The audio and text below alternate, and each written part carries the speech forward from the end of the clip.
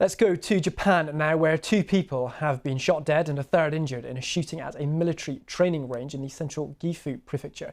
They're all members of Japan's ground self-defense force. Police have arrested a teenage soldier on suspicion of murder. Our Tokyo correspondent Shama Khalil gave us the latest. Well, we've been hearing from the Chief of Staff of the Ground Self-Defense Forces, who's confirmed that an 18-year-old trainee, military trainee, has been arrested after he fired a rifle at 3 soldiers, 1 man in his 50s and 2 others in their 20s. We also understand now that the shooting happened during a fire training, a live fire training at that military shooting range. And we also know that 2 now have died. The Defense Ministry also said that the 3 who were shot at, the 3 victims, were the instructors, that this live fire shooting training was for trainees, for new recruits and potential candidates, and that we understand he was a new recruit, the 18-year-old shooter. He's now been arrested on suspicion of murder. He allegedly shot that rifle during the training. What we do not know is the motive behind this and the chronology. I've been watching local media, including NHK, with experts explaining how tightly secured and tightly controlled this environment is, and these areas are, these shooting ranges are, especially for the recruits. They say each one has their own lane. They're told to fire at a certain target.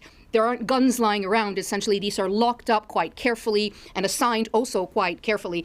And so this is a very different context because it's a military context and it's a live fire shooting training, but it still remains quite shocking because gun violence in Japan is quite rare.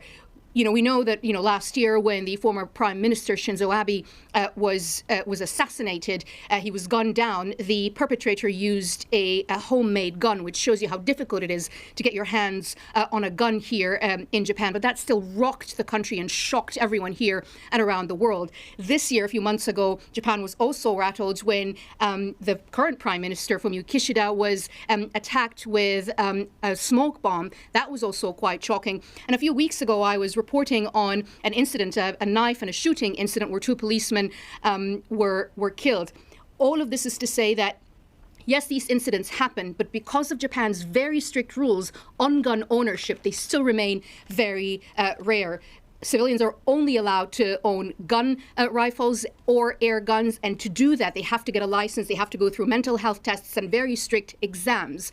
And it's very, very rare for this to happen in Japan. So despite the small numbers, it becomes quite shocking for people, especially in this context. But I'll give you a bit of an example, a stat. In 2014, for example, there were 6 gun deaths in Japan. Compare that to the United States, more than 33,000. This is why when this happens, it's quite concerning for people here around the country. Shama Khalil for us in Tokyo there.